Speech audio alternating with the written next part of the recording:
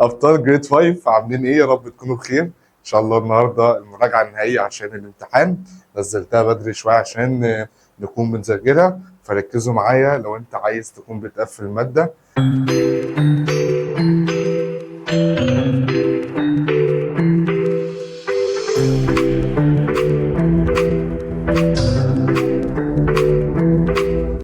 زي ما احنا عارفين الماده الساينس الامتحان بتاعها هيجي 20 سؤال، 4 بس اللي هو كلمات بسيطه اللي هو زي تشوز وكومبليت وترو فولس، وال16 سؤال التانيين بقى يبقوا مقال هتكتب فيه بقى جمل.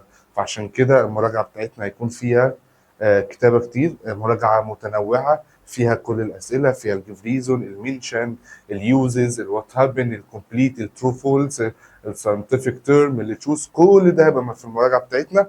زي ما احنا متعودين المراجعه مقسومه لنصين، الجزء الاول اللي هو المين بوينت بتاعه المنهج كله، دي اهم النقط اللي بتاعه المنهج كله واللي بتيجي فيها الامتحانات، وبعد كده هنكون بنحل الاسئله المهمه، اسئله الامتحانات بتاعه السنين اللي فاتت، وكمان شويه من اسئله التقييمات هتبقى موجوده. فركزوا معايا ما تروحوش في اي حته، ويلا نبدا باول حاجه الديفينيشنز المهمه في الفاينل ريفيجن بتاعتنا بتاعه جريد 5. طبعا الحاجات دي شرحناها قبل كده وانتوا كده كده عارفينها، ففي المين بوينتس هنكون بنقولها بشكل سريع، لكن لو انت عايز حاجه تفهمها وقفها واحفظها، وده هتلاقي الدنيا شرحه نفسها في المراجعه. يلا نبدا. معانا اول ديفينيشن اللي هو الهيدروسفير. احنا عارفين طبعا ان الارث سيستم بيبقى فيه 4 سيستمز، الارث بتتكون من 4 سيستمز او من 4 سفير اللي هم هيدرو واتمو، هيدرو واتمو بايو وجي. ديفينيشن بتاع كل واحده فيها مستر. الهيدروسفير يا مستر انكلود اول ووتر، دي اهم كلمه، يبقى الهيدروسفير انكلود اول ووتر. طبعا احنا عارفين الووتر فريش وسولت. تاني حاجه الاتموسفير يا مستر هو عباره عن الميكتشر اوف جازز. تالت حاجه يا مستر البايوسفير هو عباره عن الليفنج اورجانيزمز زي الهيومن والانيمال والبلانت. اخر حاجه يا مستر الجيوسفير هي عباره عن بقى الروكس والسويل والساند، ودولت الفور سفيرز يا مستر، ولسه كمان شويه في المين بوينت يا مستر هنكون بنشرحهم بالتفصيل. بعد كده عندنا ديفينيشن البايو يا مستر، وده من الديفينيشن اللي بتيجي ساينتفك تيرم كتير فركز فيها يا مستر. هو عباره عن لارج اريا، مساحه كبيره يا مستر. فايدتها يا مستر بيبقى عندها سيميلار سويل وكلايميت وبلانت اند انيمال. يبقى هي اول ما تشوف الساينتفك تيرم لارج اريا هاز سيميلار سويل كلايميت بلانت انيمال، هتقول لي على طول ايه البايو. عندنا اتنين ديفينيشن مهمين قوي يا مستر وخدناهم من جريد 4 يا مستر، اللي هم الويذرنج والايروجن. الكلمه اللي بتميز كل واحده فيهم يا مستر الويذرنج، الكلمه اللي بتميزها هي بريكنج داون. الايروجن الكلمه اللي بتميزها هي الترانسبورتيشن. يبقى انا عندي طوبه يا مستر او روكس يا مستر، الروكس ده حصل له بريكنج داون انتو سمولر بارت، يبقى كده حصل ويذرنج. طب السمولر بارت يا مستر اللي اتكسرت حصل لها ترانسبورتيشن من بليس تو انذر بليس، يبقى كده حصل ايروجن. اللي بعده يا مستر ودي من الديفينيشن الجديده المهمه يا مستر، هي عباره عن الووتر شيد. الووتر شيد مهمه وبتيجي كتير جدا جدا، هي عباره عن اريا اوف لاند. الاريا دي اللي بيحصل يا مستر وير ذا ووتر فروم ديفرنت سورسز، يعني في ميه جايه من مصادر جديده، من مصادر كتيره. كل الووتر اللي جايه من الديفرنت سورسز دي يا مستر فلو ان وان دايركشن. مهمه فلو ان وان، يعني مثلا ميه جايه من نهر 2 3 ستريم مش عارف ايه كذا، جايه من كذا حته، وبعد كده بتتجه لوان دايركشن يا مستر ناحيه يا مستر كومن لوكيشن، مكان مشترك، ده بنسميها ووتر شيد، ده بنسميها ووتر شيد. طبعا زي الاوشن والسي واللارج ووتر بادي. بعد كده ديفينيشن تاني مهم اللي هي رادف النهر يا مستر، اللي هي تريبوتريز يا مستر، هي عباره عن سمول ووتر بادي، ما نتلخبطش.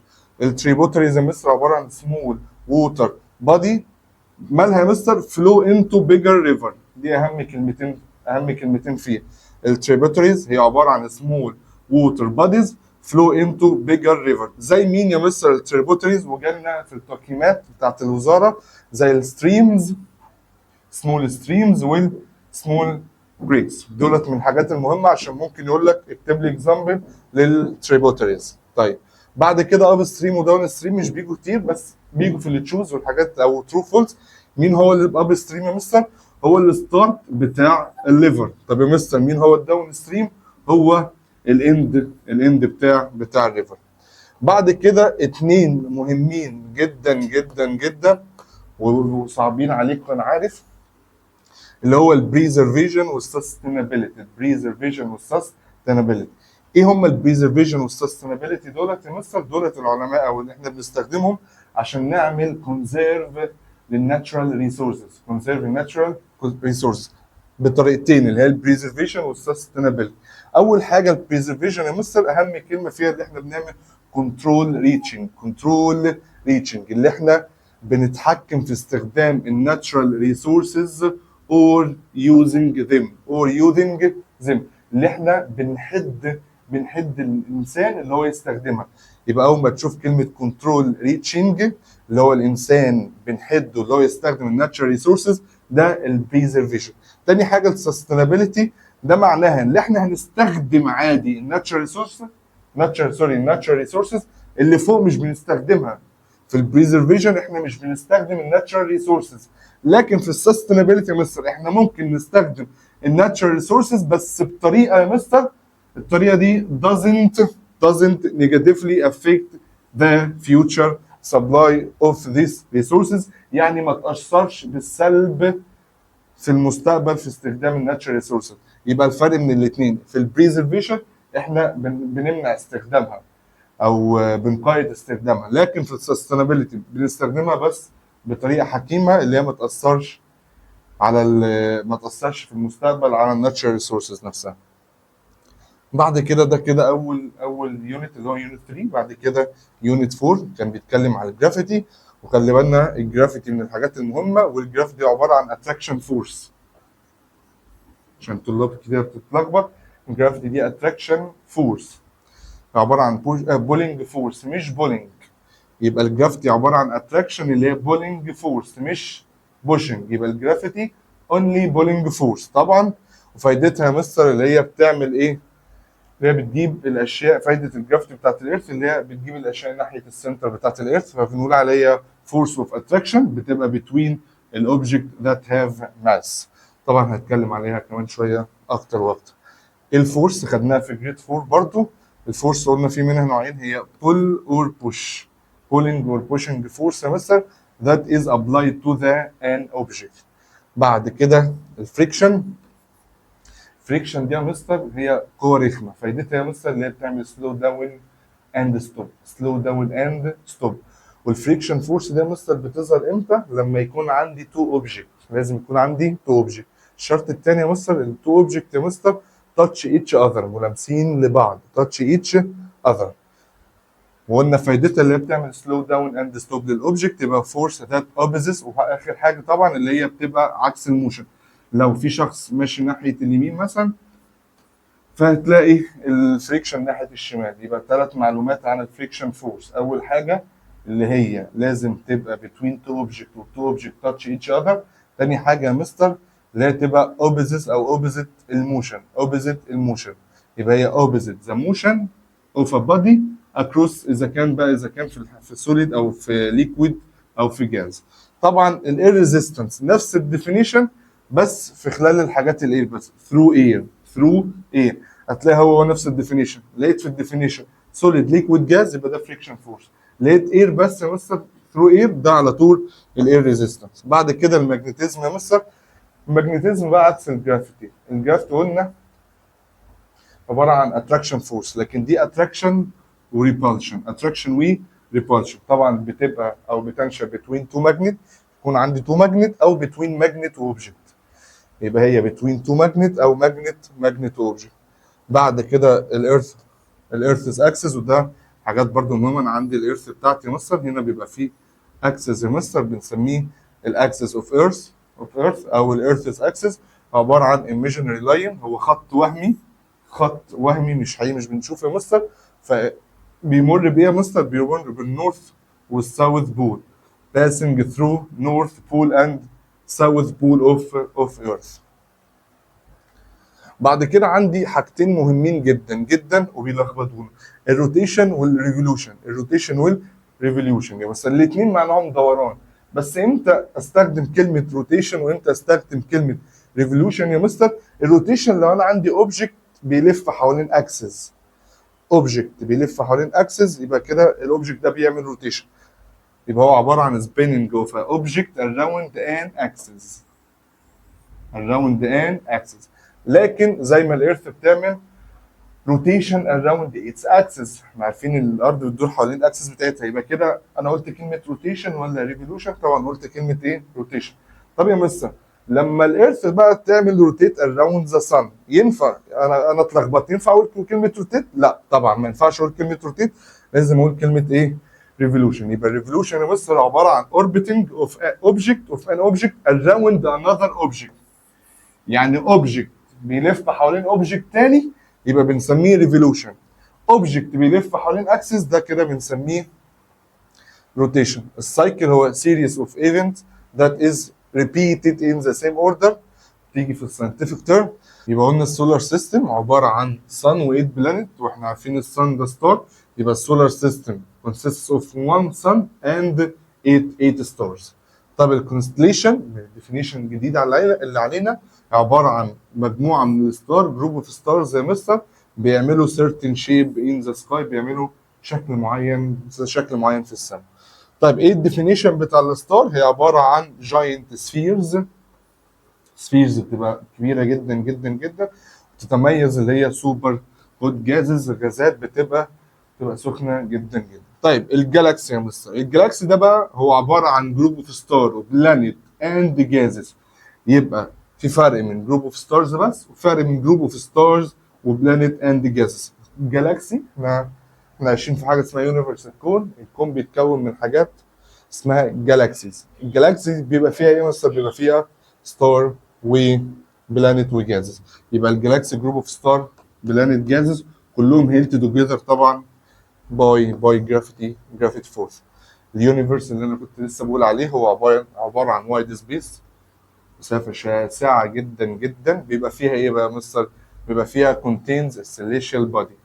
مين هم السيليشال باديز يا مستر؟ اللي انا هقوله دلوقتي اللي هم الستار، الجالاكسيز، كومت، الميتيورز، والساتلايتس، كل دول بقول عليهم سيليشال باديز.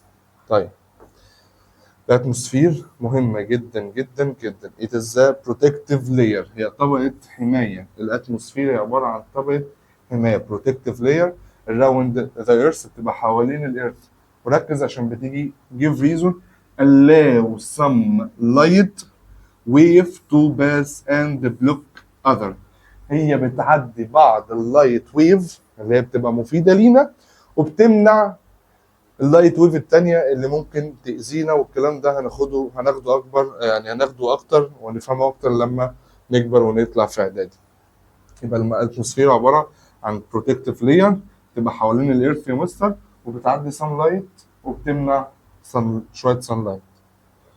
آخر حاجة في الديفينيشن وآخر حاجة كانت في المنهج اللي هو بلانيتيريوم يا مستر. البلانيتيريوم هي عبارة عن بليس، مكان، فايدته إيه المكان؟ بنقدر نشوف فيه يا مستر الاوبجكت، سوري، بنقدر نشوف فيه الايمج، كان سي ذا ايمج اوف ستار، صور الستارز، صور البلانيت، صور الكونستليشن اللي احنا قلناها فوق، اند اذر سيليشال بودي اللي احنا برضه لسه قايلين عليهم. ده كده كل الديفينيشنز اللي موجوده في المنهج كله. تعالى بعض الكومباريزون المهمه. طبعا احنا عارفين ان الووتر بيتقسم حاجتين، فريش ووتر، سولت ووتر. فريش ووتر بيبقى قليل جدا النسبه بتاعته 3.5، لكن السولت ووتر نسبته اكتر بيبقى 96.5. طبعا الفريش ووتر زي مين؟ زي الووتر اللي موجوده في الريفر، رين ووتر، جراوند ووتر، وموست اوف ليك، وحاجات تانية هناخدها كمان شويه.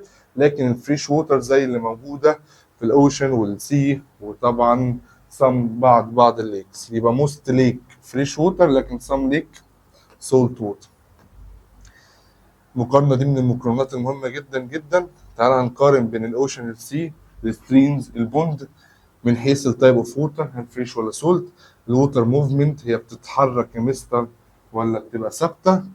ومن حيث السبيشيز اللي بتعيش فيها. اول حاجه يا مستر الاوشن والسي، الووتر اللي فيها بيبقى سولت، لكن الستريم والبوند طبعا بيبقوا فريش ووتر. طيب الووتر موفمنت يا مستر، حركه الميه في الاوشن والسي دايما الميه بتتحرك يا مستر موفينج يا مستر في صوره ايه؟ في صوره ويفز، في صوره موجات. لكن الستريم برضو راننج زيه، والبوند يا مستر ستيل ووتر، الميه بتبقى راكده ثابته ما بتتحركش. البوند الميه بتاعته ثابته ما بتتحركش. بالنسبه لمستر السبيشيز اللي بتعيش في الاوشن والسي طبعا الكلب والدولفين والستار فيش والفاوندر فيش. لكن بالنسبه للستريم بيعيش فيها الكات فيش والسالمون، وهتلاقوا فيها اسئله كتير في التشوز من خلال الجدول اللي قدامنا. والبوند بقى بيعيش فيها الووتر ليلي وبعض انواع الورم والسلامندر والفروج. دي من المقارنات الكومباريزون المهمه جدا جدا. دي كومباريزون قلت عليها مهمه في امتحان بتاع شهر 4، وبالفعل جت في محافظه من المحافظات، كانت جايه بنفس يعني كانت جايه كومباريزون كده الجرافيتي والماجنتيزم. الحاجات السيميلاريتي يا مستر، الحاجات المتشابهه بين الجرافيتي والماجنتيزم، الاثنين بيبقوا انفيزبل فورس، قوه مش بقدر اشوفهم، والاثنين يا مستر بيعملوا اتراكشن من غير ما يكون الاوبجكت تاتش ايتش اذر. مش لازم الاوبجكت يكونوا لابسين لبعض عشان يعملوا لهم اتراكشن. طب ايه الفرق ما بينهم يا مستر؟ زي ما قلنا من فوق، الجرافيتي بتبقى بولينج فورس بس، لكن الماجنتيزم بتبقى بولينج وبوشنج. الجرافيتي يا مستر بتعمل اتراكشن لكل الاوبجكت اللي عندهم ماسس، لكن الماجنتيزم قوه الماجنتيزم بتعمل اتراكشن لبعض الاوبجكت اللي معموله من الايرن والكوبالت والنيكل. دي بقى مقارنات بين الووتر بادي كلها. الريفر طبعا التايب اوف ووتر بيبقى فريش ووتر، اللوكيشن بتاعه بيبقى موجود في ماونتن. طبعا دايما الريفر يا مستر بيبدا من هاير بليس لور بليس، عشان او هاير التيتيود لور التيتيود. طبعا بيبدا بماونتن وبيفلو، والنهايه بتاعته يا مستر لما يقابل سي او لارج ليفر غيره. طب الليك يا مستر هي فريش ولا سولت يا مستر؟ لا، الموست فريش، موست فريش، وصم بيبقى سولت، وعباره عن لو لاينج اريا. عشان يجي يقول لك ايه اللي يحصل لو الووتر اتجمعت كولكتد ان لو لاينج اريا، هتقول له هيتكون الليك. ودي بتيجي وات هابن كتير. والليك دي عباره عن لارج بادي اوف ووتر سراوندد باي لاند. دي من الحاجات اللي بتيجي ساينتفك تيرم، يقول لك ايه اللي بيحصل، مين هي الووتر بادي اللي هي سراوندد باي لاند؟ هتقول لي طبعا على طول الليك.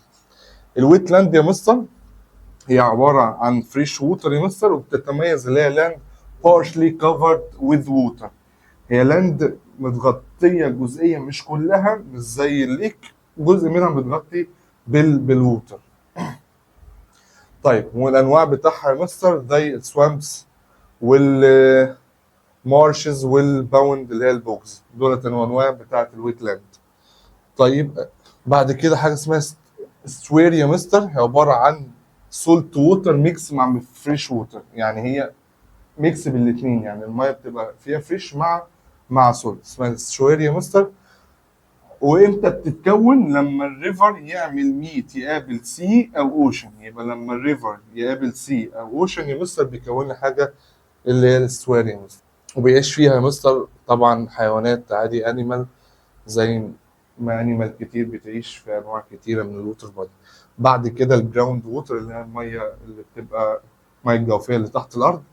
طبعا التايب اوف ووتر فيها فريش ووتر، تتكون يا مستر بسبب ان يبقى في شقوق في الصخره، وبينزل من خلالها الجراوند بينزل من خلالها الارض الميه تحت الارض، عشان كده بنسميها جراوند ووتر. وطبعا there is more ground water on earth than all the water found in river and lake. يعني الميه اللي موجوده في الجراوند ووتر دي ممكن تيجي بتبقى اكتر بكتير من الميه اللي موجوده في الريفر وفي الليك.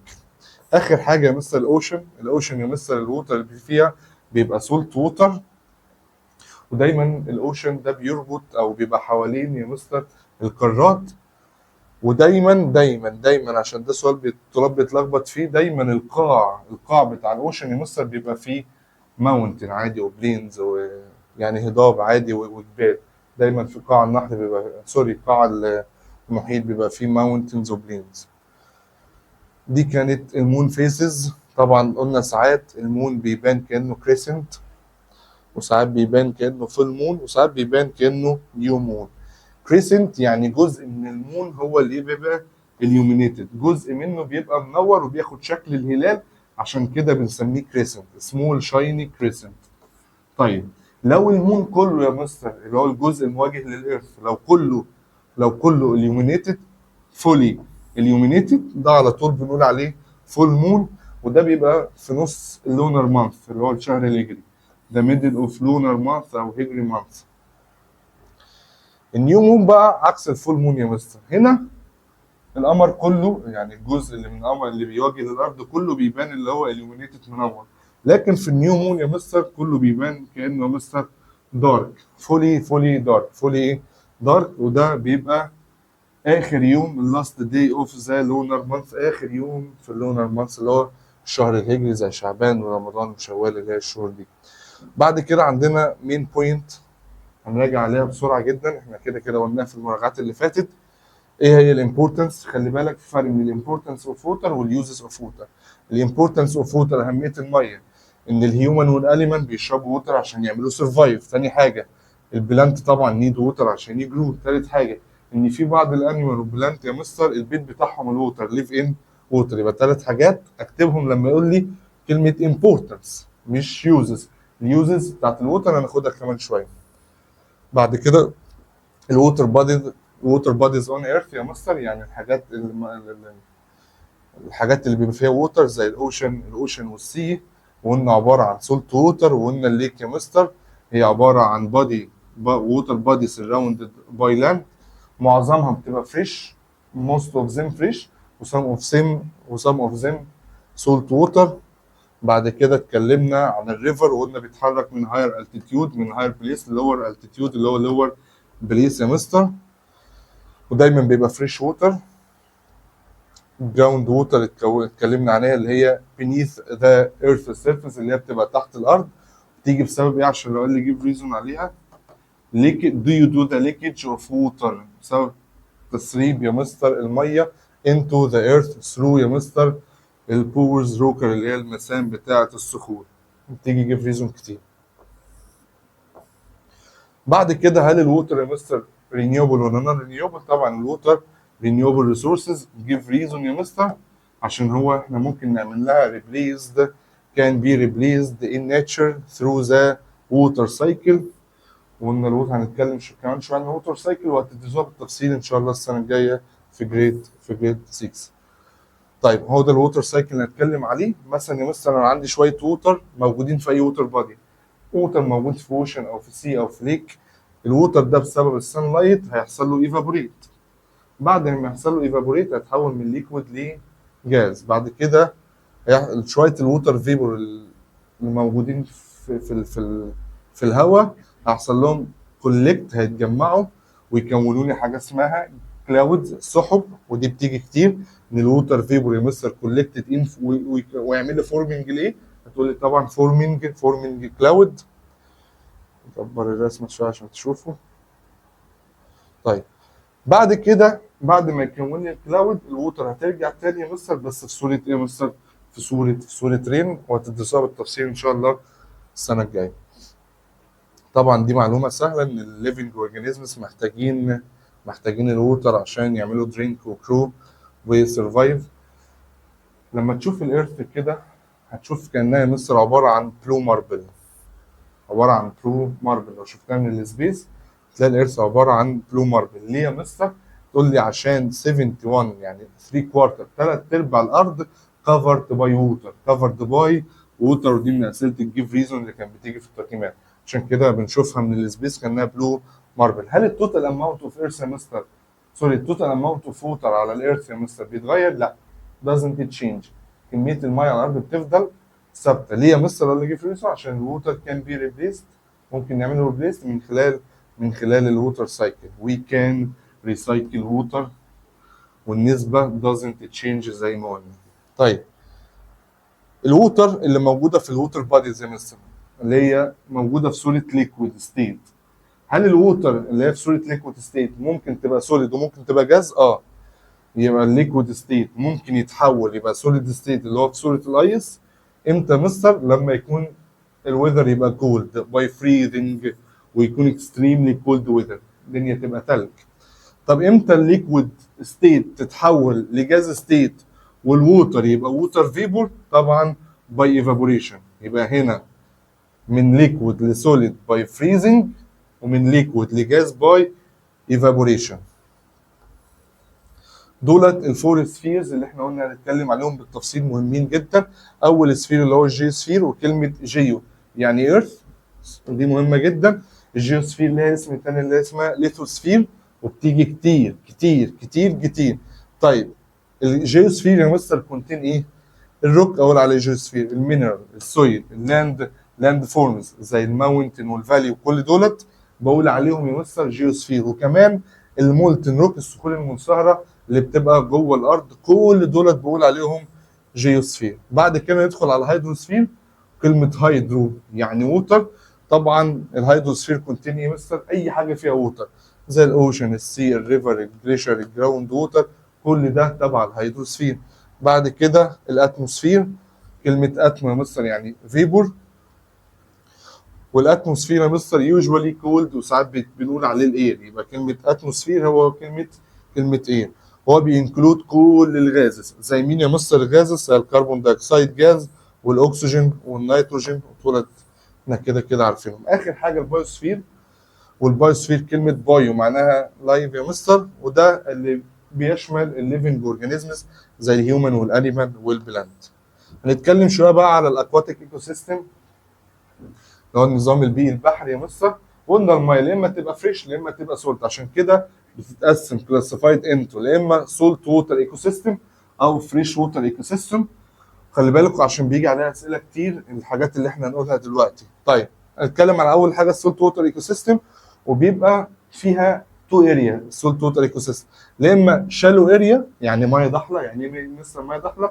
يعني ميه مش عميقه. يا اما ديبست اريا يعني ميه تبقى عميقه جدا زي الاوشن.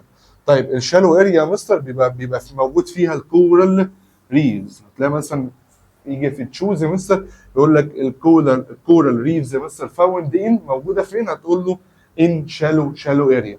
طيب وكمان بيبقى فيها منطقه اسمها انترتايدال زون، ودي من الحاجات الجديده اللي اول مره نسمع عنها.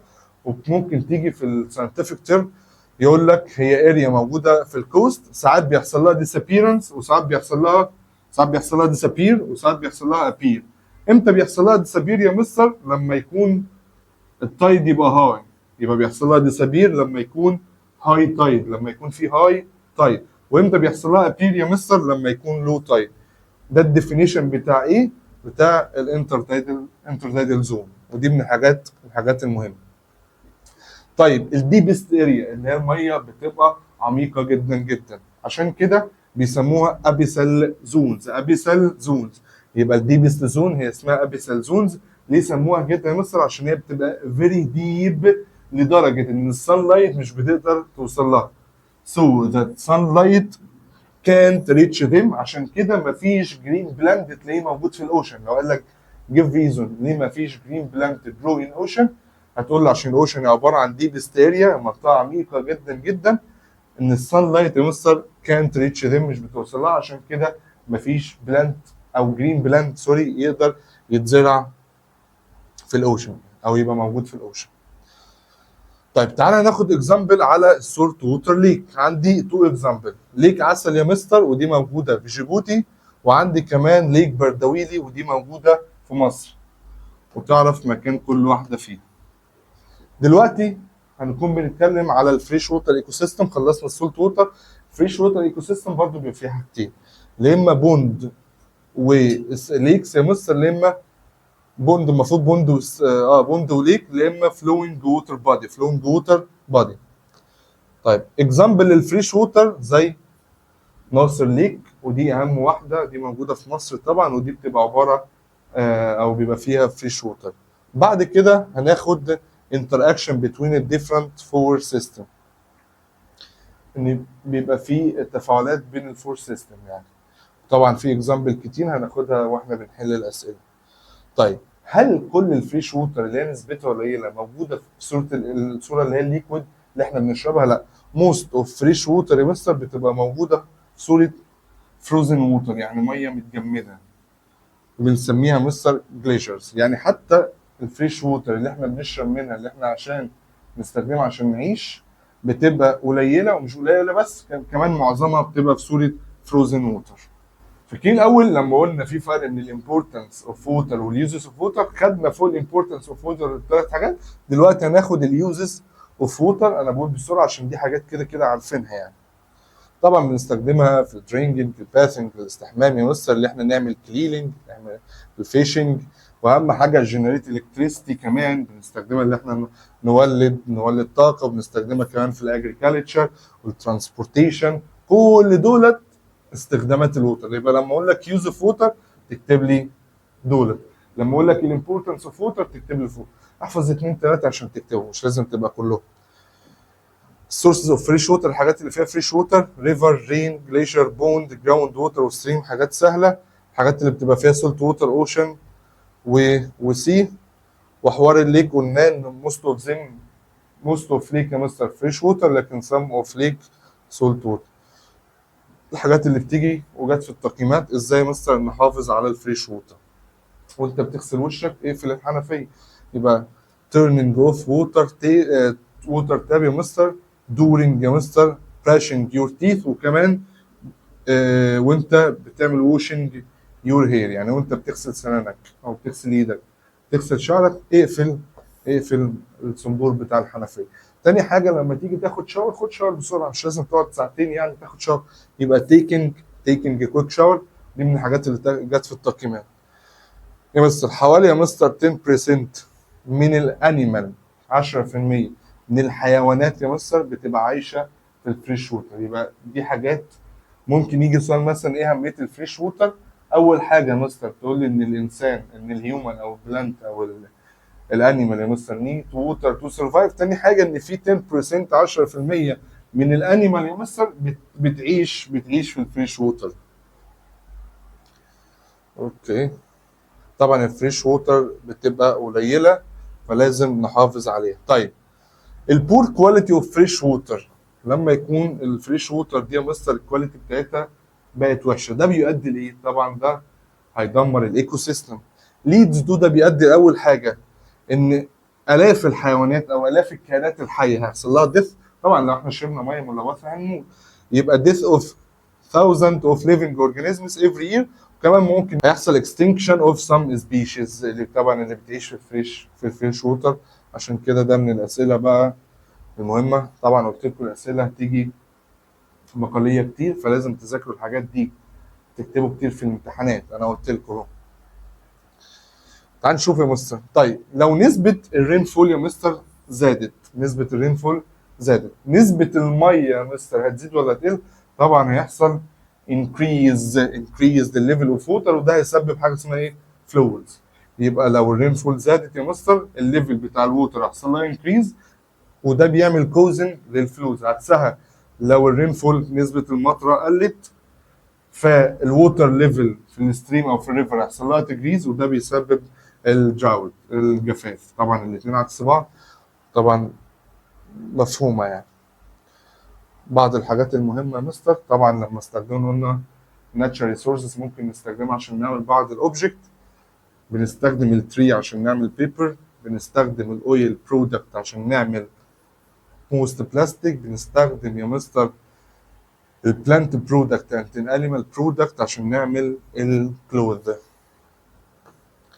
قلناها فوق الديفينيشن بتاع كل واحده فيهم. عشان نعمل كونزيرف، نحافظ على الناتشرال ريسورسز، المصادر الطبيعيه، بنحافظ عليها بطريقتين: البريزرفيشن والسستينابيلتي. وقلنا الديفينيشن بتاعهم فوق. البريزرفيشن احنا بنقيد استخدام الناتشرال ريسورسز، لكن السستينابيلتي بنخلي الانسان يستخدمها لكن بشكل ما ياثرش عليها في المستقبل. بريزرفيشن يا مستر زي ايه يا مستر؟ لما يجي يقول لك البروتكتوريت، يقول لك البروتكتوريت دي تبع البريزرفيشن والسستينابيلتي. طبعا البروتكتوريت تبع البريزرفيشن، واشهر واحده فيهم اللي هو راس محمد بروتكتوريت، ودي كانت اول واحده او اول محميه، اول بروتكتوريت في مصر. دي موجوده في جنوب سيناء، ساوث سيناي، ووادي الحيتان دي موجوده في الفيوم. السؤال ده جه برضو في التقييمات، خلي بالكم عشان من الاسئله مهمه. ايه الفاكتورز؟ يقول لك منشن ذا فاكتورز، العوامل اللي بتاثر على السستينابيلتي. فاكتورز افكتد ذا سستينابيلتي عندي 4، احفظ 2 على الاقل واكتبهم. الاوفر بوبيوليشن اللي هو عدد السكان يزيد. الايكوال ديستريبيوشن اوف ريسورسز، توزيع الغير عادل للمصادر. تلاقي في بعض المناطق فيها مصادر طبيعيه كتير وبعض المناطق الثانيه ما فيهاش مصادر طبيعيه اصلا. الاوفر يوز اور دامج اوف ريسورسز، ان الريسورسز المصادر تتدمر او نستخدمها بكثره. اخر حاجه البلوشن دي موجوده على طول، لو التلوث طبعا بيأثر على السستينابيلتي، مهم جدا جدا وبيجي في التقييمات. بعد كده عندي حاجه اسمها الووتر فلتر. الووتر فلتر يا مستر ده اهميتها اللي بيشيل الهارمفول ماتيريال من الووتر. يوز تو ريموف هارمفول ماتيريال فروم ووتر او polluted ووتر، عشان نحصل على فلتر ووتر، ميه نقيه نستخدمها بقى في استخدامات كتير. بعد كده الهيومن كان ريسايكل الويست ووتر. قلنا الويست ووتر دي اللي هي الميه الملوثه ممكن نعمل لها ريسايكل. طيب مين اللي بيعمل لها ريسايكل يا مستر؟ علماء بنسميهم ويست ووتر انجينيرز. عباره عن ايه يا مستر؟ عباره عن ساينتست وورك ان، بيشتغلوا في حاجه اسمها تريتمنت بلانت، ووتر تريتمنت بلانت. اشهر ووتر تريتمنت بلانت يا مستر في مصر هي طبعا بحر البقر. طبعا ما تستغربوش من الاسم، هو اسمها كده. دي كده خلصنا اول يونت اللي هو يونت 3. يونت 4 طبعا بيقول لك لو احنا زودنا السيرفيس اريا، مساحه السطح بتاع اي اوبجكت، ساعتها الاير ريزيستنس هيزيد، والعكس صحيح، لو قللت السيرفيس اريا الاير ريزيستنس هيقل. وده بنشوفه في حوار الباراشوت، لما الراجل سكاي درايف ده بينزل بيفتح الباراشوت. ليه مثلا بيفتح الباراشوت؟ عشان يزود السيرفيس اريا. فاول ما يزود السيرفيس اريا ايه اللي يحصل يا مستر؟ الاير ريزيستنس، مقاومه الهواء هتزيد، فالسبيد بتاعته هتقل وينزل بالراحه، ما يقعش على وشه كده ويموت. فمهمه جدا. طبعا لو السيرفيس اريا قلت الاير ريزيستنس هيقل، وعكس السبيد. يعني عشان جه سؤال في واحد من امتحان الشهور ان السيرفيس اريا لما يزيد الاير ريزيستنس هيزيد، يبقى السبيد هيحصل لها ايه يا مستر؟ هيحصل لها ديجريز، وهياخد وقت كبير عشان ينزل. ركبوه على بعض عشان ما تلخبطوش. دي من الحاجات المهمه جدا. برضو بيقول لك ان تاثير الجرافيتي بيبقى ثابت على كل الاوبجكت. تاثير الجرافيتي بيبقى ثابت على كل الاوبجكت. يجي طالب يقول لي طب يا مستر ليه لو انا مسكت ورقه ومسكت طوبه هلاقي في واحده بتنزل قبل الثانيه؟ اقول لك ده صحيح. طب هتقول لي ازاي بقى تاثير الجرافيتي يا مستر واحد؟ اقول لك ده بسبب الاير ريزيستنس، تعالى نتخيل كده يا مستر لو الاير ريزيستنس يا مستر مش موجوده، وجيت هتفتح حاجتين يا مستر زي مثلا صخره وورقه، هتلاقي الاثنين بينزلوا في نفس الوقت. امتى؟ لو الاير ريزيستنس مش موجود. ليه؟ عشان تاثير الجرافيتي بيبقى كونستانت على كل الاوبجكت. انا شرحتها يبقى قروها طبعا، اهم حاجه تكونوا فهمتوها. طيب الروتيشن بتاع الارث، لما الارض بتلف يا مستر ده بيسبب تلف حوالين الاكسس بتاعها. طبعا قلت روتيشن يبقى تلف حوالين الاكسس من غير ما اقول اتس اكسس. ده بيسبب حاجتين، الدي اند نايت، وبيسبب حاجه اسمها ذا apparent motion of the sun. وساعات بيجي ديفينيشن والطلاب بتتلخبط فيه، وجي في بعض المدارس يقول لك scientific term the appearance of the sun as it is moving across the sky. ان الصن بتبان اللي هي بتتحرك في السكاي مثلا. ده ديفينيشن بنقول عليه the apparent motion of the sun. apparent motion of the sun. خلي بالك عشان بيجي scientific term.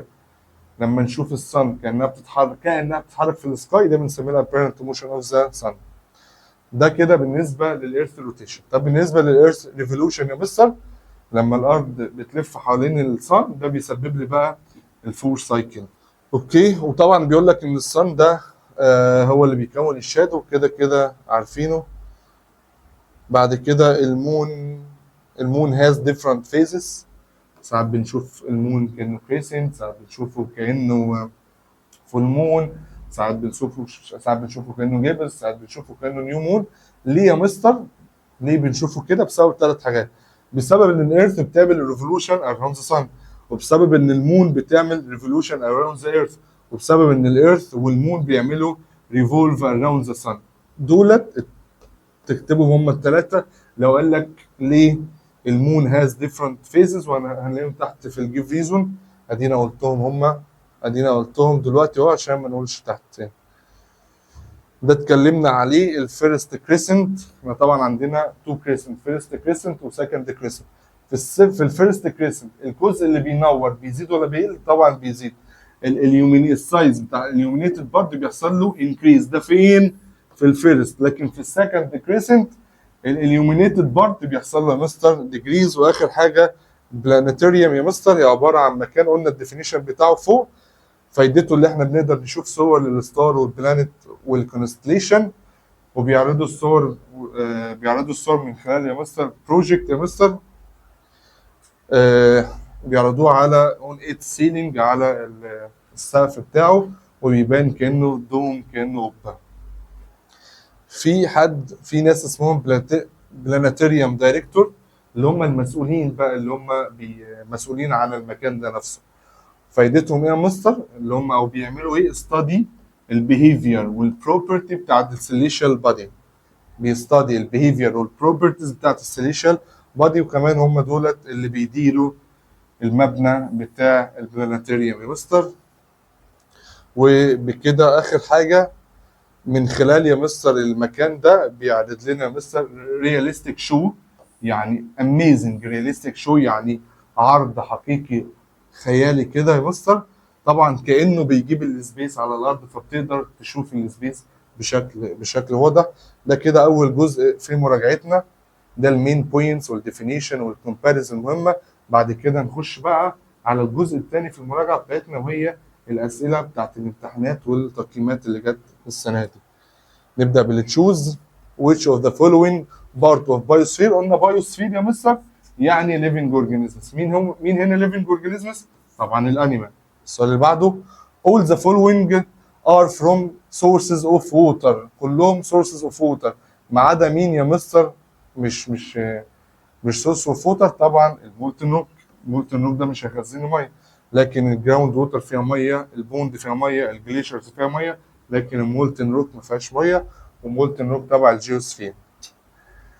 ركزوا بقى، لسه قايلها preventing the development of راس محمد. اول ما اشوف كلمه راس محمد يا مستر بروتكتوريت اعرف على طول ده طبعا preservation. we can see thousands of، احنا ممكن نشوف الاف ايه موجوده في السكاي ات نايت at جيف اوف، يعني بتدينا هيت اند لايت. طبعا بنشوف يا مستر الستارز هي اللي بتدينا هيت ولايت. ليه بتدينا هيت ولايت؟ عشان بيحصل فيها شويه كيميكال رياكشن، فبتدينا الهيت واللايت. all the following يا مستر material can be used to filter waste water. احنا عملنا ويست ووتر يا مستر في البيت، وفي 3 حاجات بنستخدمها. مين هما؟ الساند والكوتون والتشيركول. مين مش بنستخدمه؟ طبعا الوود. يعني كل ده بنستخدمه اكسبت، اوعى نشوف كلمه او ما نشوفش كلمه اكسبت في الامتحان. كلمه اكسبت يعني ما عدا. presence of dolphin in ocean represent. دولفين يا مستر ده كده الاتراكشن، لما قلنا هنشوف الاتراكشن بين الفور سفيرز. دولفين ده ليفنج اورجانيزمز يعني بايوسفير، واوشن ده ووتر يعني هيدرو، يبقى ده انتراكشن بين البايوسفير والهيدروسفير. there is ايه يا مستر between النايل ريفر اللي هو نهر النيل والبحر المتوسط؟ طبعا نهر النيل ده فريش ووتر، البحر المتوسط ده سولت ووتر. سوري سولت ووتر. نهر النيل والبحر المتوسط ده فريش وسولت. قلنا لما الفريش يتقابل مع السولت ووتر يا مستر ده بيكون لي طبعا الاستشواري. مهم جدا. اور سولار سيستم قلنا فوق. سولار سيستم هنا بيتكون، مش هو بيتكون من 1 ستار و8 بلانيت. في هنا كلمه 8 بلانيت؟ لا، يبقى طبعا 1 ستار. ذا اماونت اوف سولت ووتر، كميه السولت ووتر في الارض يا مستر اكبر ولا اصغر ولا فريش ووتر؟ طبعا اكبر بكتير. larger than السولت ووتر يا مستر بيبقى 96.5، لكن طبعا فريش ووتر 3.5. we can send، احنا مش بنقدر نكون بنرسل يا مستر اللي هم الفضائيين يا مستر للستارز عشان يدرسوها. ليه يا مستر؟ عشان الستارز بتبقى يا مستر تبقى فراوي، بتبقى بعيده عننا جدا جدا. عشان كده مش بنقدر نرسم الناس بتوع الناس ان هم يكونوا بيدرسوا الستارز. The area of land where all water، لما خدناه في الديفينيشن قلنا مهمه، كل الووتر ريسورسز يا مستر بيتحركوا in one direction، بيتحركوا في اتجاه واحد عشان يروحوا لكومن لوكيشن. ده بنسميه يا مستر، ده بنسميه ووتر شيد. خلي بالكوا عشان طلاب كتير بتتلخبط فيه. الكورال ريفز لسه قايلين الكورال ريفز بتعيش في السولت ووتر انهي جزء يا مستر؟ طبعا في الشالو ووتر. عندي تو ماجنت بعدوا عن بعض، يبقى كده حصل ايه يا مستر؟ طبعا حصل بينهم repulsion force، بعدوا عن بعض move away from each other، يبقى حصل repulsion force. السؤال اللي بعده all the following animal live in ocean، كل اللي جاي بيعيش في الاوشن ما عدا مين يا مستر؟ طبعا ما عدا الكات فيش، بتعيش في الوتر، لكن الستار فيش والدولفين والموسس فيش دول الثلاثه بيعيشوا في الاوشن وفي السي. طيب لما يحصل بلوشن للسي، لما البحر بيتلوث، ده هيؤدي ان مين هيتلوث؟ هل الاوشن، ميه المحيط هي اللي هتتلوث، ولا الووتر ستريم هي اللي هيحصل لها بلوشن، ولا الووتر اوف تريبوتري، ولا الويتلاند؟ طبعا لما السي يحصل له بلوشن، طبعا اللي يحصل له بلوشن هو الاوشن ووتر. الماجنتيزم هي force attracted object made of all the following except، احنا قلنا الماجنتيزم بتعمل اتراكشن للاوبجكت اللي معموله من ايرن والايرن وكوبالت ونيكل، اكسبت مين يا مستر؟ اكسبت الكبر. طبعا الماجنتيزم مش بتجذب الكبر. group of plants and animal which live together in large area، فاكرين لما قلت large area عندها similar في الانيمال وفي البلانت، طبعا بنسميها بايون. in the last day، اخر يوم في اللونر مانث، طبعا بيبقى الفول مون ولا النيو مون؟ طبعا النيو مون، لكن الفول مون ده بيجي في الميدل، في النص كده. which one of the following part من البايوسفير؟ بايو يعني living organisms، و living organisms يعني بلانت. moon appears as a completely bright circle، بيبان كأنه كله منور، الجزء يعني اللي بيوجه الارض، اللي بيبقى قدام الارض بيبان كأنه منور كله، طبعا في الفول مون. اخر سؤال، الكورال ريفز يا مستر بتبقى موجوده فين؟ طبعا بتبقى موجوده في الاوشن. تعال نروح للترو فولز. الريفر اند ستريمز ار رانينج فريش ووتر، الميه بتاعتها متحركه، طبعا ترو. تاني سؤال، الويست ووتر انجينيرز ار ساينتست هو ورك اون ريسايكلينج ويست ووتر ان ووتر تريتمنت بلانتس، طبعا ترو لسه قايلين عليها. ذا اتموسفير let's all light wave to pass to the earth، طبعا لا، طبعا بتعدي بعض اللايت وبتمنع بعض الاخر. الكوتون can be used as a filter to remove some waste material from water، طبعا true. قلنا ووتر وساند والتشيركول. السؤال اللي بعديه، الارث revolves around the sun in fixed path، طبعا في مدار ثابت، المدار ده مش بيتغير، true. The water of tributaries flow directly into sea and ocean، طبعا غلط. ما انت لسه قايل من شويه هتروح، بس مش هتروح دايركتلي، الاول هتروح على ريفر وبعد كده تروح على سي او اوشن، مش دايركتلي. all part of earth receive sunlight at the same time، يعني كل مكان في الارض بيستقبل الضوء في نفس الوقت؟ لا طبعا. مثلا عندنا مثلا لما يبقى نهار تلاقي في امريكا بالليل، وهكذا، مش كله بيستقبل sunlight في نفس الوقت. عسل ليك يا مستر سراوندد باي لاند، بما انها عسل ده ليك، وقلنا ليك سراوندد باي لاند وعباره عن لو لاينج اريا، طبعا ترو. اللي بعده the sun appears to move throughout the day، الصن بتبان انها بتتحرك في خلال اليوم، طبعا ترو. ونقول معلومه يمكن ما قلناش فوق في البوينت الاساسيه، ان الصن الصبح ان ذا مورنينج هتلاقيها بتشرق يا مستر ناحيه الايست، وبعد كده عند ات نون يا مستر هتيجي بتبقى في نص السكاي فوقك على طول، افترنون يا مستر، بعد الظهر يا مستر تلاقي الشمس بتغرب بقى من الويست، يبقى الشمس بتتحرك من الايست تو ويست. الصن لما تيجي او تبان اللي هي بتتحرك، بتبان اللي هي بتتحرك من الايست للويست، لكن الارث يا مستر العكس، الارث لما تيجي تتحرك بتتحرك من الويست للايست، ودي مهمه جدا وطلاب كتير بتلخبط فيها. البيلدينج فاكتور is from human strategy to control conserve الفريش ووتر. طبعا لا، مش ده اللي بنعمل conserve الفريش ووتر. We can drink the water of ليك عسل. طبعا ليك عسل ميه مالحه، فاحنا نقدر نشرب ميه مالحه. طبعا فولس. السؤال اللي بعديه cotton be used، ده لسه قايلين عليه طبعا، سؤال زيه صح. placing cow in small grass، في منطقه صغيره فيها grasses، ده يعتبر sustainability. طبعا غلط، عشان ده هيأثر في المستقبل على الكاو، عشان الجراس دي هتخلص بسرعه. most of fresh water on earth is found in liquid or running water. طبعا غلط، بتبقى موجودة في صورة glaciers اللي هو الفروزن ووتر، ما هي متجمدة. السؤال اللي بعديه recycling of waste water، لما نعمل recycle waste water ده معناه ان احنا بنشيل remove الويست ماتيريال from it. طبعا true، بنستخدم بقى المياه المتفلترة دي في أغراض كتير.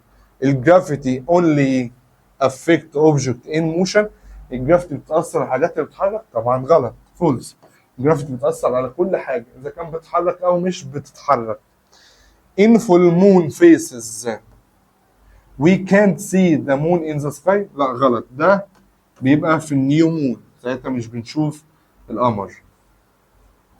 the solar system doesn't contain any star، لا طبعا بيبقى فيه one star اللي هو الصن. طبعا فولس. the gravity of the sun affect the ocean tide.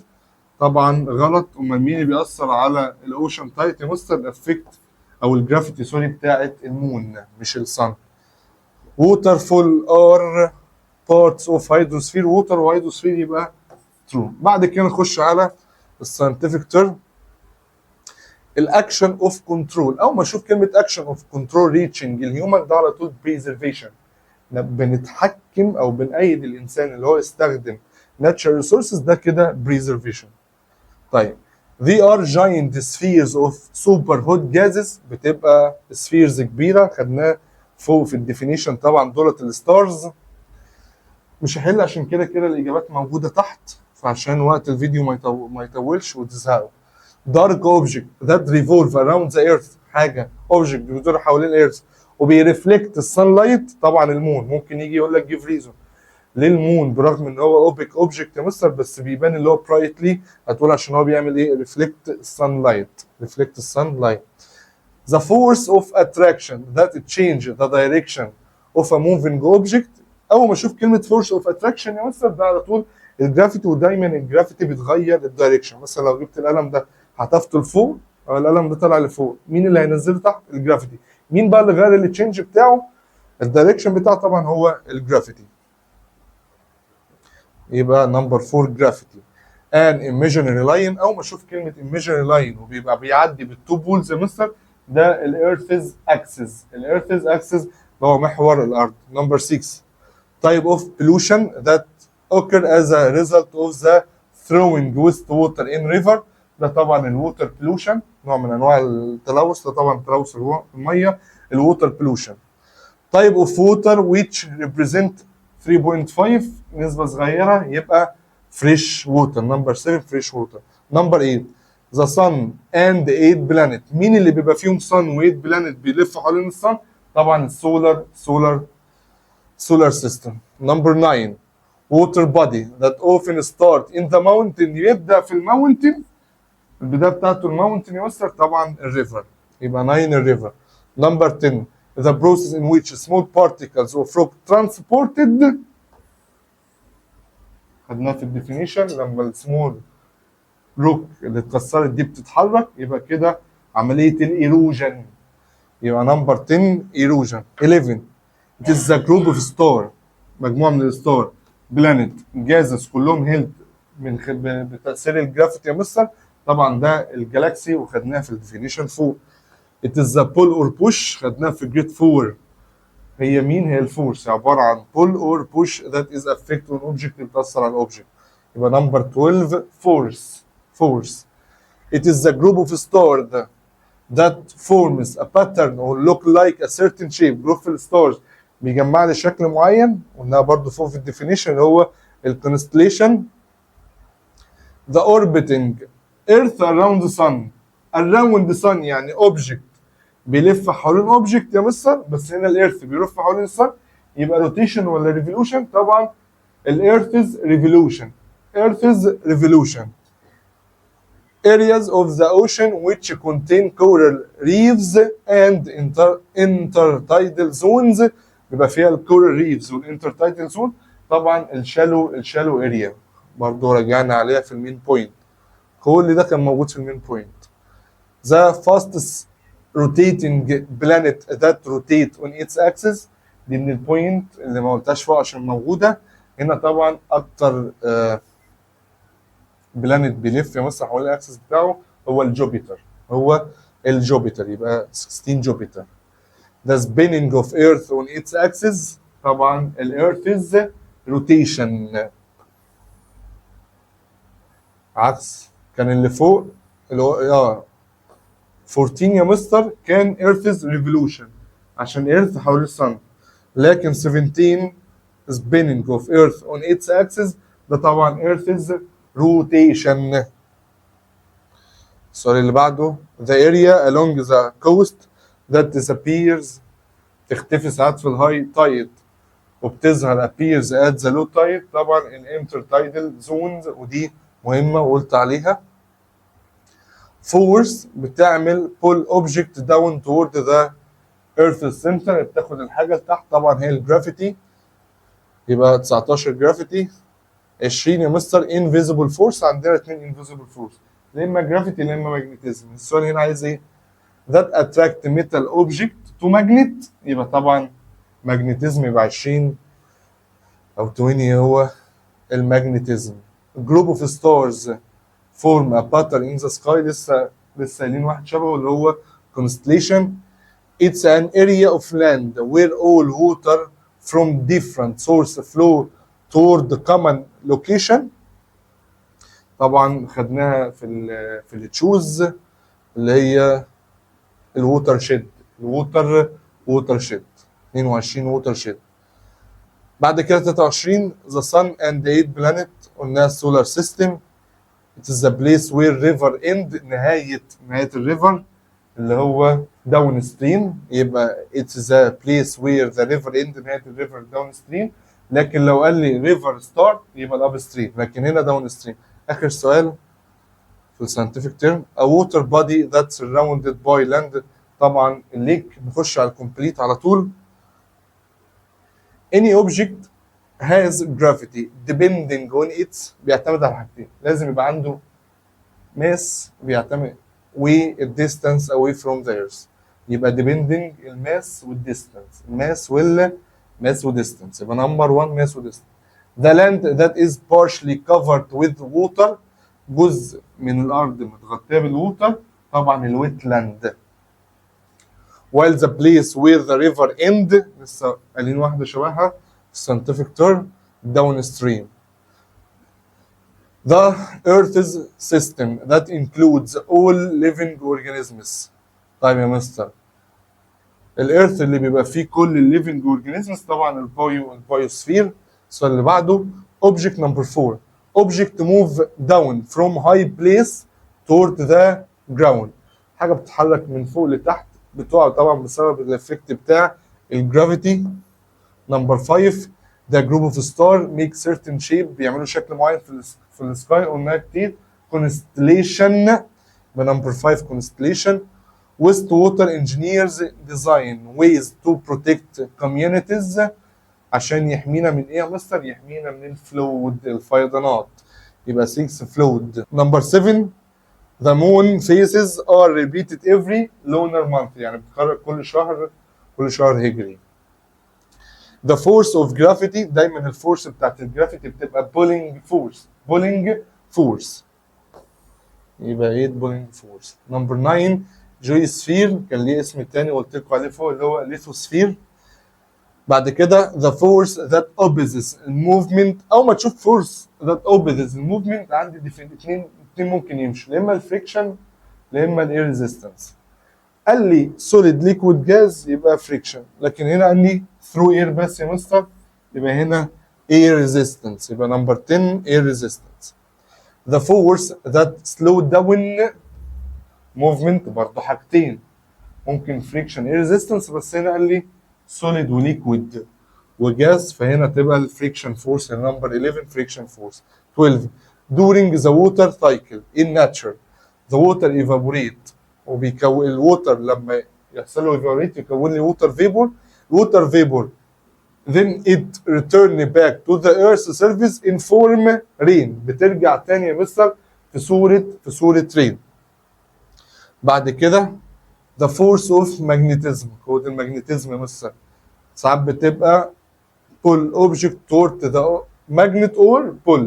سوري هو كاتب pull يبقى الثانيه هتبقى push. يبقى المagnetism ساعات بتبقى pulling force وساعات بتبقى pushing force، يبقى هناك هتبقى push. while a force pull object toward the earth، لكن انهي قوه يا مستر؟ طبعا قوه الجرافيتي، يبقى هنا push وهنا جرافيتي. A كوتون وايه بيستخدم عشان نعمل سمبل ووتر فلتر يا مستر؟ طبعا الساند والتشيركول، يبقى كوتون ساند تشيركول. 15 location of A in the sky during the year help us to determine A on earth. السؤال ده من الأسئلة المهمة. طبعا مكان الكونستليشن the location of constellation، المكان بتاع الكونستليشن اللي في السماء ده بيساعدني ان انا اقدر احسب يا مستر الدايركشن. يبقى كونستليشن ما تلخبطش، وهنا دايركشن. نكملوها بقى مش الوقت. ان هاي دام الووتر يوزد، في السد العالي بنستخدم الووتر والنفو عشان نعمل جنريت الكتريستي، نولد كهرباء. ده بروتكتيف لاير، من غير ما اكمل يا مستر، الطبقه اللي بتحمينا يا مستر وبتسمح ان صن لايت تعدي، طبعا الاتموسفير. 18 ووتر رانز اكروس ذا لاند is an example of interaction. تعالى قال لي ووتر يبقى هيدرو، ولاند يبقى جيو، يبقى ده interaction between الهيدرو والجيو، وهو كاتب الجيو انت تكتب الهيدرو. The gravity of earth is نقط، الجرافيتي بتاع الارث والجرافيتي بتاعت المون. طبعا الجرافيتي بتاعت الارث بتبقى larger اكبر من المون. ليه يا مستر؟ عشان الارث عنده ايه اكبر؟ عنده طبعا bigger mass، يبقى larger وبيجر. جرافيتي بتاعت الارث اكبر من المون عشان الماس بتاعت الارث اكبر من المون. 28 the earth rotates from قلت لكم عليها. الارث بتروتيت من الايه؟ من الويست للايست، لكن الصن من الايست للويست. موست ليك، معظم الليك يا مستر بتبقى فريش، لكن صم ليك بتبقى سولد. بعد كده نروح على الكوريكت. that digs a burrow in the soil example of interaction between rat يعني بايوسفير وسويل يعني جيو، يبقى نشيل الاتموسفير ونحط جيوسفير. the only star، الستار الوحيد في السولار سيستم طبعا هو مين؟ الصن مش الارث. the phenomenon of four seasons occurs due to the rotation of earth on its axis. لا طبعا الدي اند نايت، يبقى الظاهره بتاع السايكل بتاع الدي اند نايت ده بيجي بسبب ان الارض بتلف حوالين نفسها. day and night. during the water cycle in nature the water evaporate into water vapor، وبيكون لي يا مستر ايه؟ طبعا في حوار الووتر سايكل ده الووتر لما يتكون لووتر فيبر بيكون لي كلاودز وانها فوق. 5 any object on earth's surface is affected by repulsion force of attraction. طبعا لا طبعا of gravity طبعا بتبقى pulling force، الجرافيتي دايما بتبقى pulling force.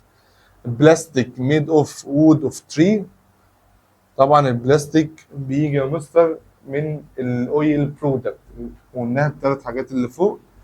التري بنعمل منه البيبر، الاويل برودكت بنعمل له بيه البلاستيك، واخر حاجه الانيمال اند بلاك برودكت بنعمل منه الكلوز. 7. When rainfall on the soil this represent interaction between A and Geo. طبعا قال لي ووتر وسويل، طبعا يبقى هيدروجين، يبقى نمبر 7 هيدروجين. when a river meet sea يعني فريش ووتر يقابل سولت ووتر، طبعا مش بيكون لي ليك، بيكون لي سويري. the earth spin around its axis. طبعا الارض بتلف حوالين نفسها كل او حوالين المحور بتاعها يعني كل 24 اور 24 ساعه. البايوسفير انكلود جازز، طبعا مش البايوسفير، الاتموسفير. pulling force of magnet attract material made of iron او نيكل او كوبالت. طب واحد من الثلاثه. The earth spins around the sun once every 24 hour. طبعا لا، هي بتلف حوالين الاكسس بتاعها its axis. اخر حاجه الستار are made up of hot liquid of hot gases، يبقى 13 gases. الكروث ريفر بوند اوشن جراوند ووتر، طبعا الكلمه مختلفه. اوشن دولت فريش لكن اوشن سولت. البوند اوشن رين جليشر، طبعا اوشن عشان برضو هي سولت والباقي كله فريش. الفريكشن سان جرافيتي ريزيستنس، طبعا الصن عشان الباقي كله فورسز قوه. سكند كريسنت، الفيرست جيبوس، السكند كوارتر. الصن طبعا الكلمه مختلفه، الصن عشان الباقي كله المون فيسز. ويتلاند اوشن جراوند ووتر ريفرز، طبعا الاوشن عشان الباقي كله فريش وهي سولت. ووتر اكسجين نيتروجين كربون دايوكسيد ووتر عشان الباقي كله جازز جيوسفير لكن ووتر هيدروسفير. منشن 1 or more example، يا اما تقول لي اكزامبل او واحد او اثنين. البينيكولار اشهر واحد فيه اللي هو جاليليو. التلسكوب اشهر تلسكوب اللي هو هابل تلسكوب. البايوسفير طبعا هتقول لي انيمال او بلانت او هيومن. الهيدروسفير ريفر وسي او اي حاجه فيها ووتر. الاتموسفير اكسجين كربون دايوكسيد او نيتروجين. الجيوسفير طبعا مينرالز اند روك. What is the uses؟ يقول لي use او الامبورتنس. mention the uses او الفانكشن، استخدامها الاهميه او الوظيفه. الووتر فلتر اهميته يا مستر اللي هو بيريموف الهيومن بيريموف الهارم في الماتيريال، بيشيل المواد السيئه يعني من البوليوتد ووتر عشان يدينا فلتر ووتر. البينيكولار اند التلسكوب فايدتهم ان انا اقدر اشوف الاوبجكت البعيده to see distant object in more details بتفاصيل اكتر. answer the following question، شويه اسئله متنوعه كده. number 1 one way to conserve natural resources is sustainability. الحاجات اللي انا اتحكم فيها او عشان اتحافظ على natural resources هي sustainability. using resources in a way that doesn't affect their future، نستخدمها عشان ما نأثرش على المستقبل بالنسبة للناتشرال ريسورس. what factor negatively affect sustainability؟ كان فوق قلت لك الفاكتورز، قلت لك هيجيبها لك فاكتورز اللي بيأثر على السستينابيلتي كانوا 4، هو لكن عايز 2 اللي هو اوفر population وطبعا والبلوشن، كان في الاوفر يوز كمان. نمبر 2 what are the factors affect the gravity between the two objects؟ الفاكتور بتأثر على الجرافيتي حاجتين، mass والديستانس. a body with a mass of 100 كيلوغرام وفي التاني 400، واحد 100 جرام والتاني 400 جرام. انهي واحد هيتأثر او هيتأثر اكتر بالجرافيتي الارض هتشده وليه؟ طبعا اللي عنده 400 جرام.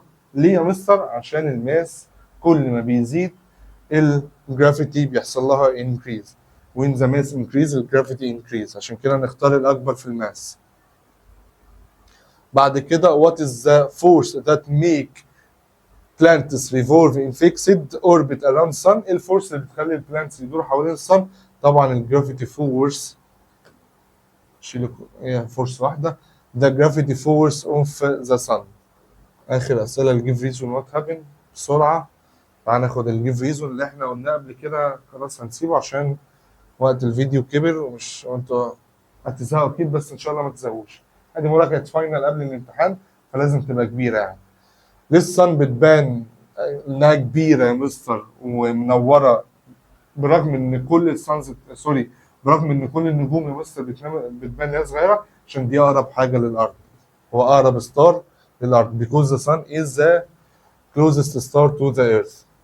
Number two, not every water sources is used as a drinking water. مش كل المصادر بتاعت الميه بنقدر نشرب منها يا مستر، عشان في بعض منها سولت ووتر وفي بعض منها فريش ووتر، والهيومن مش بيقدر يشرب السولت ووتر. We should turn off the water during washing dishes. ليه لازم نقفل الميه واحنا بنغسل الاطباق؟ عشان الفريش ووتر بتبقى limited، فلازم نعمل لها conserve to conserve fresh water. Atmosphere limit the using of some telescope to see distant celestial bodies. ليه يا مستر؟ عشان الاتموسفير بيعدي بعض اللايت ويف، الاتموسفير بيعدي بعض اللايت ويف وبيمنع باقي اللايت ويف، عشان كده بيبقى ليميت محدد يعني، مش بيقدر يبين لنا كله. The our planet ليه بتبان كأنها بلو ماربل؟ طبعا عشان 71 من الإيرث covered with water وإنها فوق. Occurrence of day and night phenomenon، حدوث الدي والنايت طبعا بسبب ان الإيرث بيدور حوالين الأكسس بتاعها. الجراوند ووتر كولد باي ذيس نيم، ليه بنسميها كده الجراوند ووتر؟ بنسميها بالاسم ده عشان هي it is stored in the cracks and spaces of underground water، عشان هي مستر بتتخزن في الشو والمسافات اللي بتبقى في الركن اللي تحت الارض.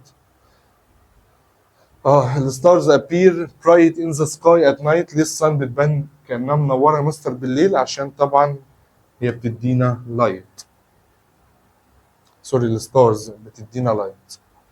The moon appears bright in the sky قلنا عشان هو بيعمل ريفلكت للسانلايت، عشان كده بيبان ان هو منور. The moon has different faces in the night sky وانها فوق عشان الإيرث بتدور حوالين الصن والمون بيدور حوالين الإيرث، والاثنين الإيرث والمون بيدور حوالين الصن. السايكل اوف فور سيزون ده بيسبب لي، ده بسبب ايه؟ ده بسبب الريفولوشن اوف ايرث اراوند الصن، ان الارض بتلف حوالين الصن. ليه علماء الفضاء مصر بيطيروا في السبيس؟ طبعا عشان ما فيش جرافيتي في السبيس. There is no gravity in the space. No green plant can survive in abyssal zone قلناها عشان الابيسال زون دي بتبقى عميقة وإن السان لايت مش بيقدر يوصل لها because the abyssal zone don't receive sunlight which important for making food in the plant. الجرافيتي اوف ايرث اكبر greater than الجرافيتي اوف مون عشان الماس بتاع الايرث اكبر من الماس بتاع المون. الجرافيتي لها علاقة بالماس. We must conserve fresh water. ليه لازم نحافظ على فريش ووتر؟ عشان بتبقى limited قليلة. The moon is attracted to the earth. ليه المون بينجذب للإيرث؟ عشان طبعا الجرافيتيشنال اتراكشن between الإيرث والمون، بسبب الجرافيتيشنال اتراكشن عشان كده الاتنين بينجذبوا لبعض.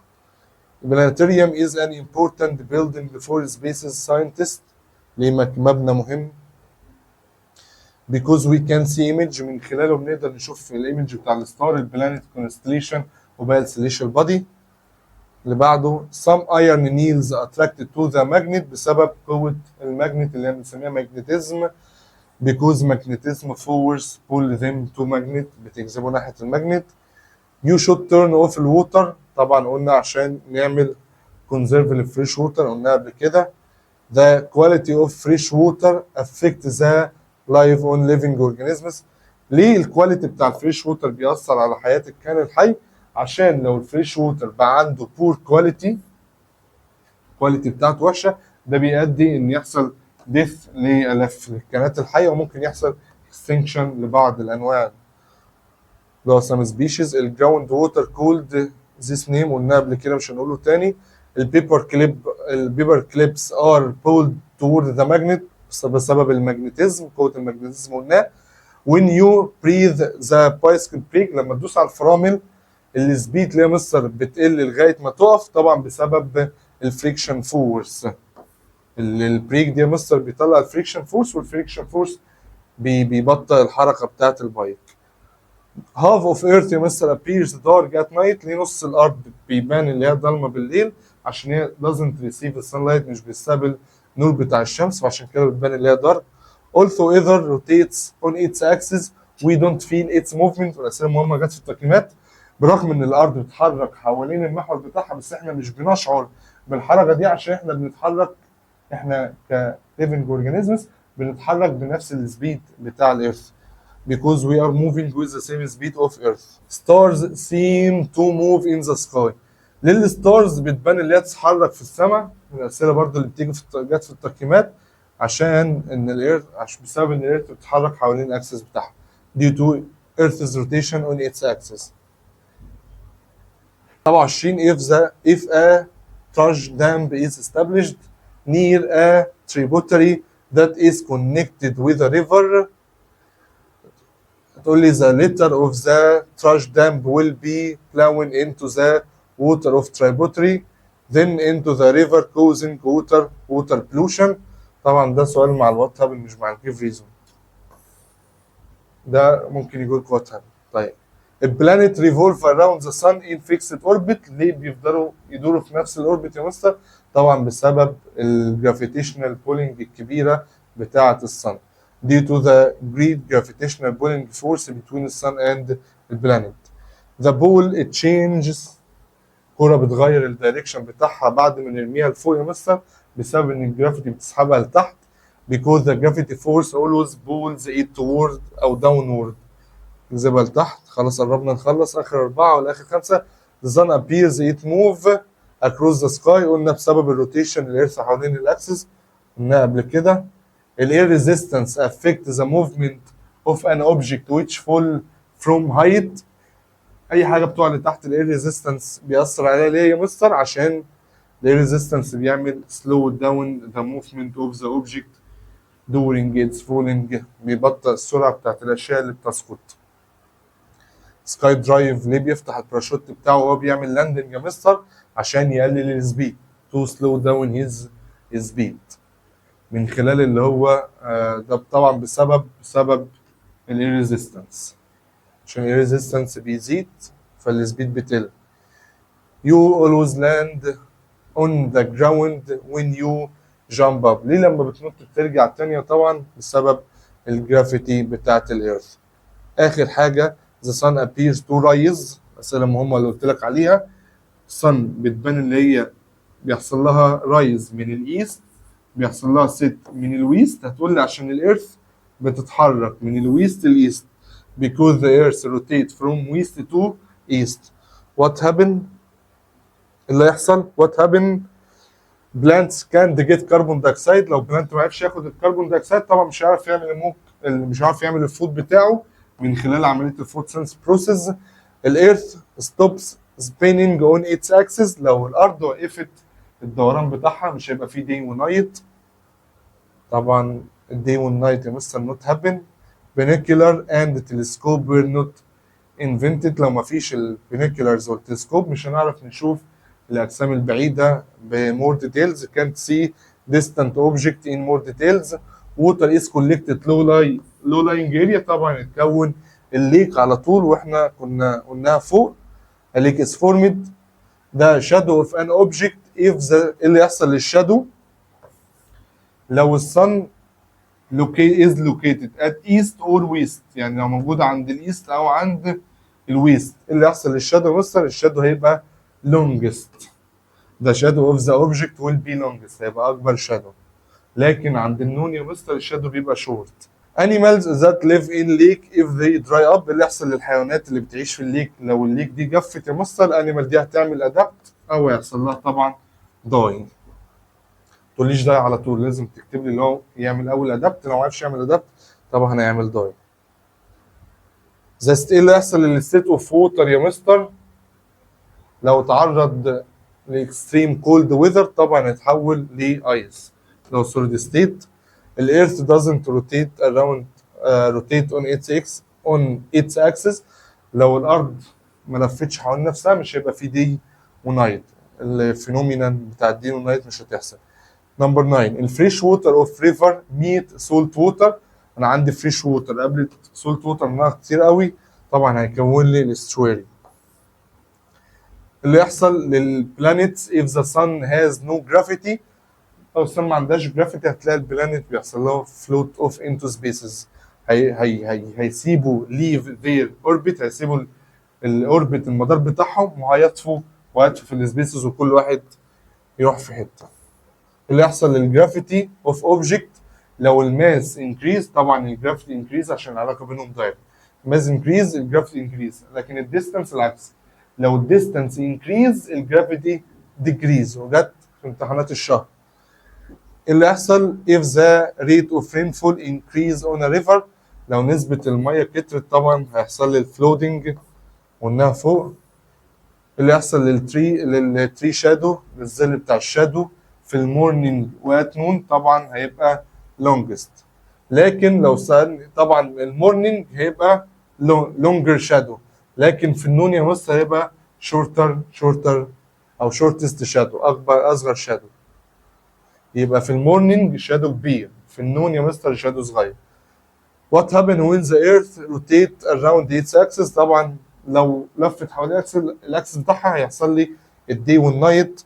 اخر سؤال في الوات happened، what happened to the speed؟ يحصل للسبيد يا مستر of sky drive is if he open his parachute during او during landing. لو فتح الباراشوت بتاعته السبيد بتاعته هتقل. ليه؟ عشان الاير ريزيستنس بتزيد فالسبيد بيحصل لها ديكريز. شويه صور كده مهمه لازم نجاوب عليها. انا عندي البارت الكبير اللي هو 96.5 و 3.5. انهي بارت الفريش ووتر؟ طبعا البي هو الفريش ووتر عشان الصغير. انهي بارت السولت ووتر اللي هو ايه عشان هو الكبير. A type of water which human can drink، اللي احنا نشرب منه هو الفريش ووتر اللي هو بي، لكن الاوشن تبع الايه اللي هو سولت ووتر. قسم انهي سفير؟ الروك طبعا جيوسفير، الرابط ده بايوسفير، الكربون دايوكسيد اتموسفير، الجليشر دولت هيدروسفير. دولت الرسومات دي اكتبوا معايا عشان مش محلوله في المذكره، هحلها معاكم هنا. طيب الجيوسفير يا مستر انهي واحد؟ طبعا الجيوسفير اللي هو بي اللي هو كونتين روك اند ساند، الاتموسفير اللي هو كونتين اكسجين اند نيتروجين اللي هو الغازات، البايوسفير يا مستر اللي هو كونتين انيمال اند بلانتس. اللي بعده الكوتون والاويل برودكت والتري. طبعا الكوتون يا مستر بيتعمل او بنعمل منه can be used in making clothes. سي الاويل برودكت بنستخدمه عشان نعمل البلاستيك. ايه التري بنستخدمه عشان نعمل البيبر. بي يبقى سي اي بي. الصورة اللي بعديها طبعا دولت السيمبل فلتر ووتر اللي احنا ممكن نعملها في البيت. طبعا مين هو التشيركول يا مستر؟ طبعا التشيركول اللي هو رقم 2، الكوتون اللي هو رقم 3، الفلتر ووتر الميه النظيفه اللي مضافه هنا نمبر 4، والستاند اللي هو نمبر 1. اللي بعده تايب اوف ووتر، البوند بيبقى فريش لكن الاوشن بيبقى سولت. الووتر موفمنت هنا بتبقى ستيل تبقى ثابته، لكن هنا بتبقى راننج وبتتحرك في صوره ويف موفينج ويف، صوره موجات. ماشي. الليك يا مستر contain fresh water or salt water، contain salt water only، contain mixture of fresh water and salt water، contain الليك طبعا contain fresh water or salt water. الريفر بيبقى فريش ووتر بس يا مستر. السوير يا مستر هو ميكس بين الفريش والسولت، يبقى ايه دي سي. قول لي مين في دولت هيدرو ومين جيو؟ طبعا السويل ده جيو، الليك عسل ده هيدرو، السويري ده مثلا برضو هيدرو، الماونتن ده جيو.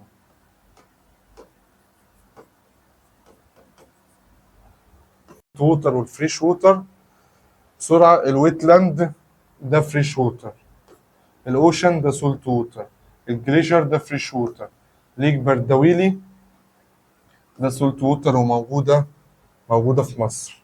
Classify the following. It is a spinning of object around an axis. طبعا around an axis يبقى ده Earth's rotation، لكن around object ده revolution. يبقى اللي فوق rotation واللي تحت revolution. بعد كده الصورة دي فيه قوتين بيأثروا عليه، طبعا الجرافيتي والاير ريزيستنس بيأثروا على القوة دي، جرافيتي والاير ريزيستنس. الريفر والاوشن، التايب اوف ووتر يا مستر ده طبعا فريش لكن الاوشن سولت. اللوكيشن طبعا يا مستر ده موجود بين القارات، لكن الريفر طبعا موجود في الماونتن، البدايه بتاعته في الماونتن. وبكده نكون خلصنا المراجعه. ربنا معاكم في المراجعه. انا عارف ان هي طويله شويه بس دي مراجعه اخر السنه.